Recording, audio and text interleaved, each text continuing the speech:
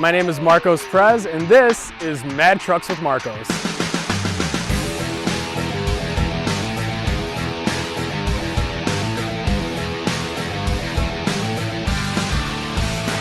Hello everyone, thank you for tuning in to Mad Trucks with Marcos, and today we're going to switch it up a little bit and we're going to check out a Jeep.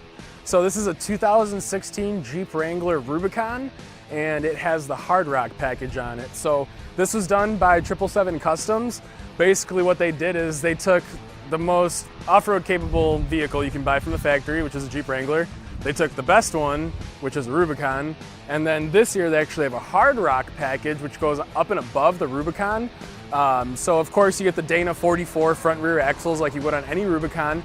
Any Rubicon owner is going to tell you those Dana 44s, I mean, they're amazing axles. They do have the manual locking mode, but basically they took the best Wrangler, they gave it a 3-inch lift from BDS, beautiful wheel and tire package, and then we did a couple little suspension tweaks and a couple little comfort and convenience things to really make it a one-of-a-kind Jeep.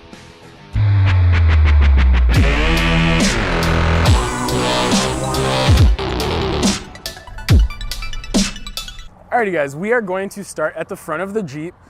So right at the very front, we have a steel bumper. That is part of the Hard Rock package. So the Hard Rock package, you get the steel bumper, these red tow hooks. That's on the front. You get a couple more things. I'll hit on those later on. So on the front we have that. The Hard Rock also gets this grill. This might be part of the Rubicon, but it's a new grill for the Jeeps. I've never seen it on a Jeep before. Right from Chrysler. It's very nice. I've heard that this hood will actually eliminate hood flutter, which a lot, if you've lifted a Wrangler in the past, if you don't address the hood hinges when you're on the highway, sometimes the hood will get a little bit of the flutter. I know that there's a lot of aftermarket companies that make aftermarket latches to get rid of that, but having this hood right from Chrysler, right from Jeep, they eliminate that right off the get-go. So moving around the side, so this does have a 3-inch suspension lift.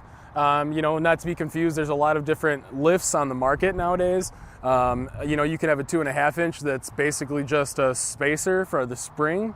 And then you move up to a whole new spring instead of the spacer. And then this is a whole new suspension. You get all the control arms, all the brake line relocation brackets. You have to put a bump stop in for the suspension to compensate for that extra travel. You want to make sure you don't mess anything up, so they do fabricate a bump stop for that. And then BDS doesn't come with a track bar or a panhard bar, so we went to Steinjager for that. They are one of the up-and-coming companies on the Jeep aftermarket stuff. So they sent us custom, it's the track bar and a panhard bar, so basically we can go in and adjust exactly where we want the axle to be. When you lift a Jeep up, the wheels and tires, axles, they all want to come closer together.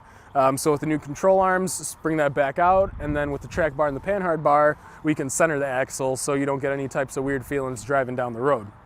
The BDS, they are hooked up with Fox Racing suspension or shocks, so it does have the Fox upgraded shock, as well as it has the Fox steering stabilizer.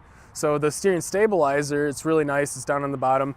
Basically, it'll eliminate bump steer. A lot of Jeep owners have experienced bump steer, especially going up to a bigger tire.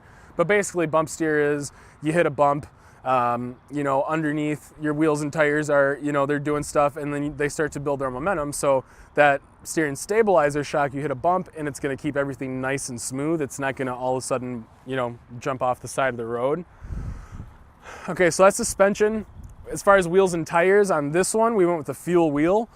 Fuel makes one of the very best wheels on the market, so it's a 20-inch Fuel wheel. We went with a 12.5 by, it's a 35-inch tall tire. It's a Fuel tire, it's a Fuel Gripper MT. It's a great tire. At really low speeds, you don't feel the nubbiness in the steering. You can also turn the steering wheel all the way and it's not going to rub it all on this Jeep, which is really nice.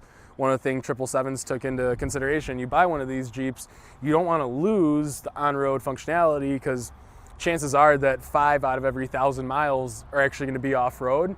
So for the other 995 times you're going to be driving it, you want to make sure that it drives like a regular vehicle. So the tires help us out a lot with that. The suspension helps us with that. So moving on to the side here, part of the hard rock package again are these rock rails. These are really nice. It's a protective rail. We gave it a little more ground clearance by raising it up. So as far as the breakover angle, if you come up and you hit something, these rails are going to protect you. It is kind of like having body armor on your Jeep. Fox shocks and 3-inch lift in the back as well, so that's all the way around a true suspension lift.